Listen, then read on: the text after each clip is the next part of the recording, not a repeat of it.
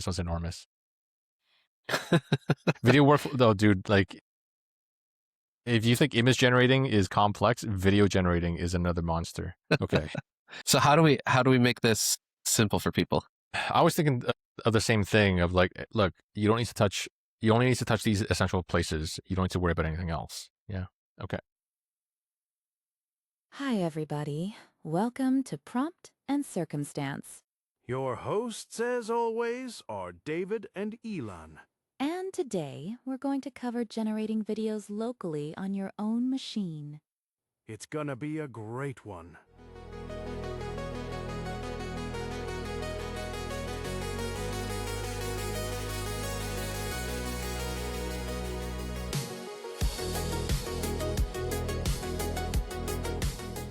All right. On 2 previous episodes, we showed you how to generate images and audio locally. And so logically, we had to get to video. So that's what we're going to be showing in today's episode. And it's a lot more straightforward than you might think. So David, at the end of the last episode, you showed a music video for the song that we had generated in that episode. So how'd you do that? Well, let me walk you through the steps. It's using ComfyUI. I'm shocked. Let's see.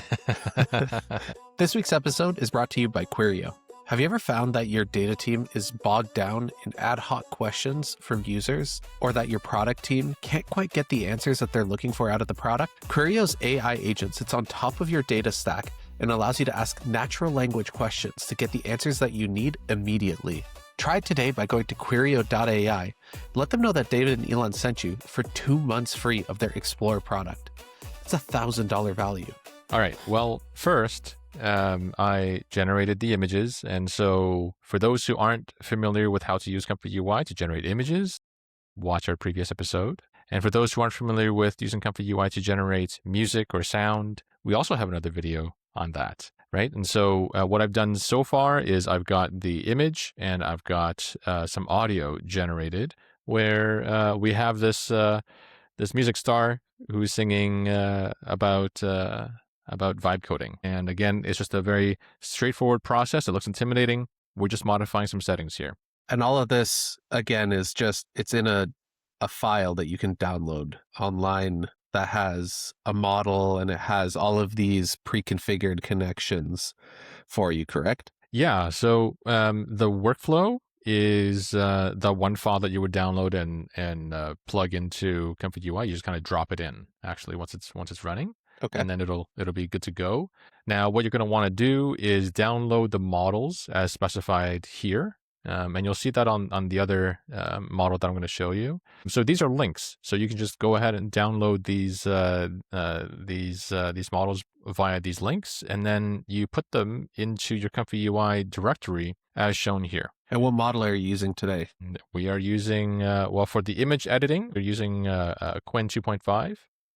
Specifically the Qwen 2511 model. And there's quantizations of that model that I'm using, so BF16, and that's because my video card isn't all that great. It's not the kind of stuff that would be restricted for export. That's a good point. So the quantized models, we talked about them in a previous episode, but those are where they sort of downscale the model a little bit so that it can run on lower performance video cards? Yeah, exactly. You sort of try to make it smaller by removing all the things that aren't as impactful for your output. Yeah. Cool. All right. So what next? So I had this image generated, and in fact, what we're going to do today is I'm going to take this image, I'm going to modify it so that it looks like she's in a music studio singing, right? So I've already done that, and you can see here, I really didn't need to change any of the parameters. Right. So the prompt is also very straightforward. I just simply say, instead, she's in a recording studio singing a song, close-up shot. And so if I were to open this node here, again, everything here, it's for the tinkerers. This is where you would specify, okay, it's specifically the Qwen image edit model. And this is where you would point it at, the model that you have loaded in or downloaded into your system. And likewise for the rest of these, you have your VAE, your variational autoencoder. Again, just a technical term.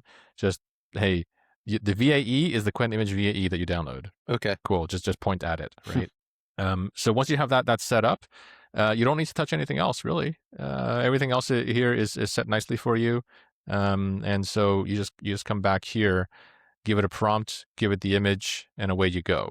And we showed this workflow, or one similar to it last time, I believe, where you could prompt it to generate a new image, or you could give it an image to combine. And this is how I actually got her to be wearing our shirt. Right. So originally I had generated an image of somebody who is just, hey, a cowgirl in a wheat field. And then I threw it into here to say, all right, and now this person is wearing this shirt. And where is that shirt available, David? That shirt is now available for purchase at devilwearsproduct.shop. Available today. Amazing.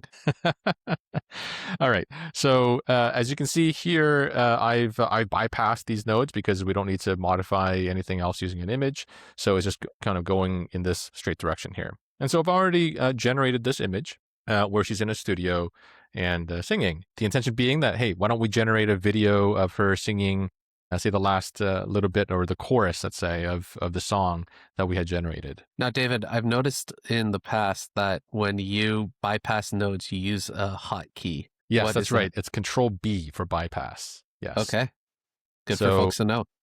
Yeah. So if you want to do it manually, you just right click on here if you're Windows, I suppose, and then there's a bypass option right there. Okay. Okay. So now that we have this image ready to go, we are going to use another workflow to turn that into a video. Okay, so we are going to be using something called Infinite Talk. All right, and so Infinite Talk is not itself a model per se. Infinite Talk, the heart of it is actually using WAN 2.1 and a whole bunch of like WAN related stuff. And normally, in order to generate 5 seconds of video, it's very strenuous on a video card, like consumer grade video cards. And that's what makes Infinite Talk something special. Just because of the way that it generates the video, I think it does it sequentially and it just manages memory nicely. I don't know how it does it. It just does. Where theoretically, you can have very long videos. Like I've personally generated videos that are like 2 minutes long. Using this. And again, I just have consumer grade hardware.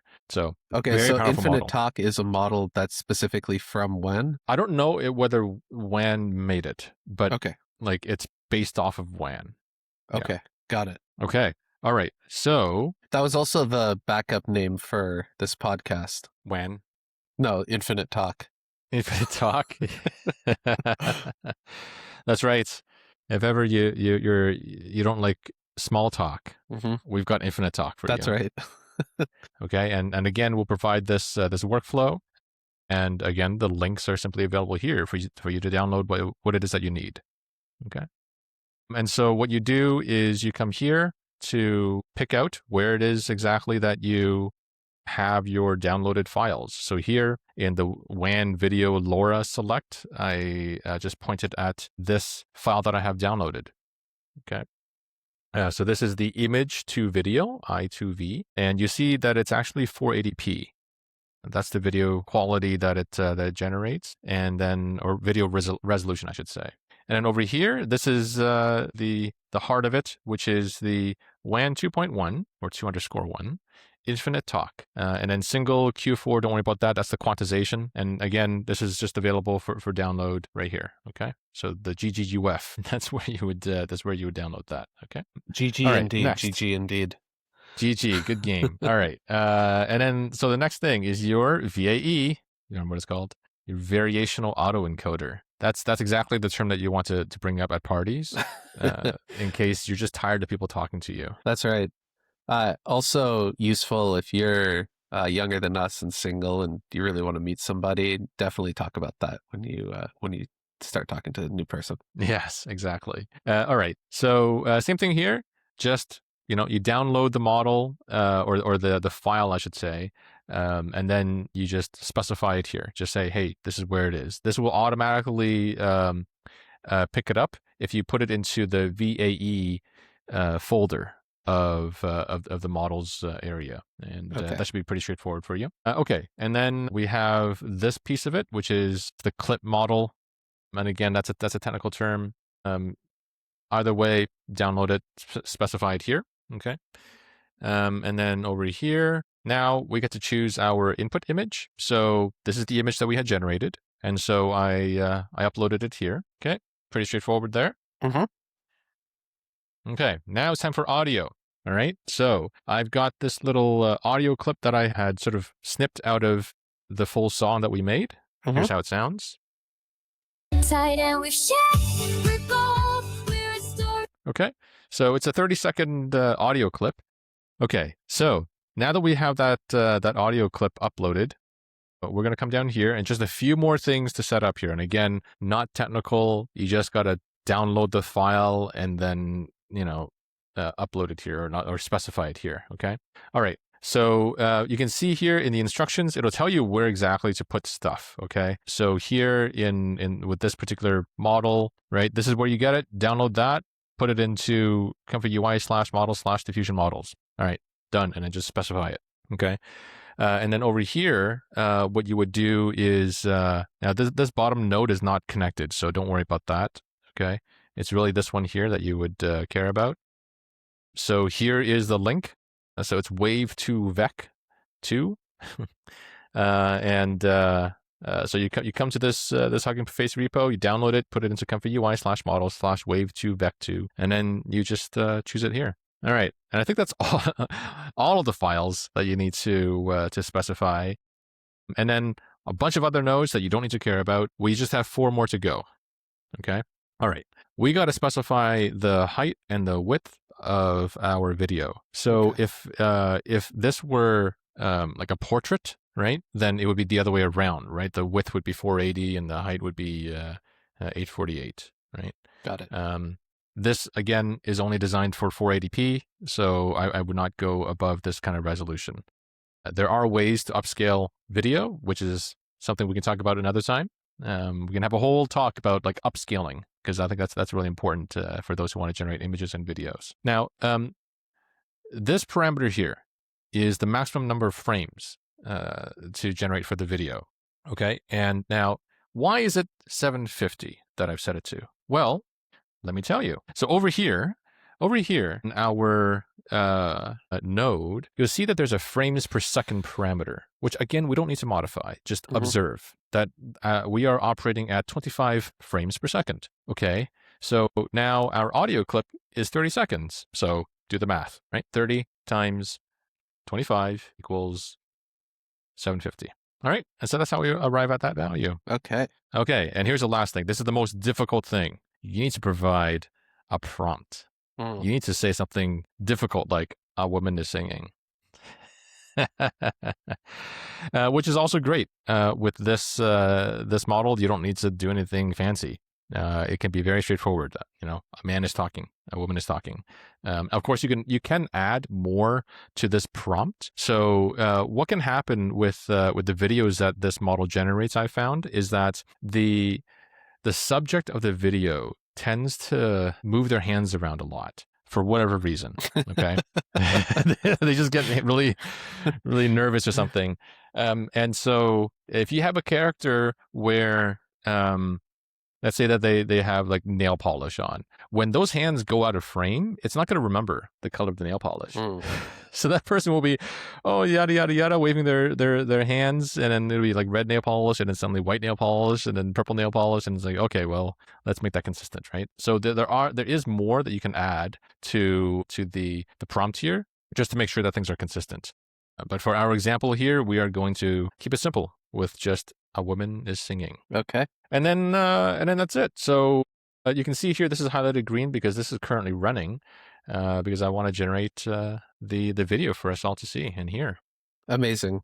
Okay. And you know how I said that the video, if you wanted portrait, you do it the other way around? Well, I was silly, and it's a square. I didn't do it right, but whatever. Let's have a look at this video. Look, it's looking pretty good.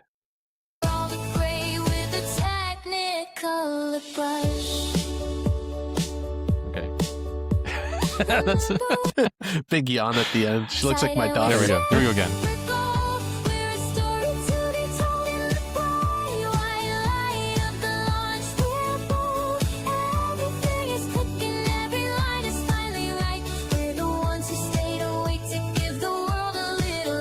Not bad. Not Pretty bad. good for generating on consumer hardware, right? Yeah. Is there a way, in the past you've shown me a couple of other examples that you've made, and I've noticed this, that the lips get kind of out of sync with the audio. Yeah.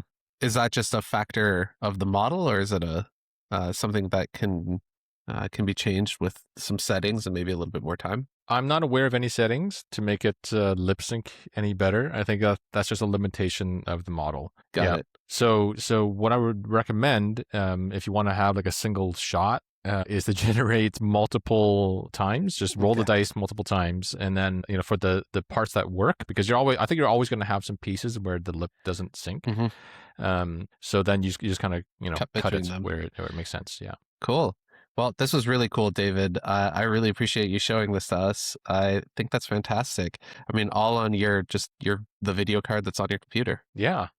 Any of you can do this. Amazing. Well, with that, thank you very much for watching. We hope you enjoyed this, and we'll see you next week. See you next time.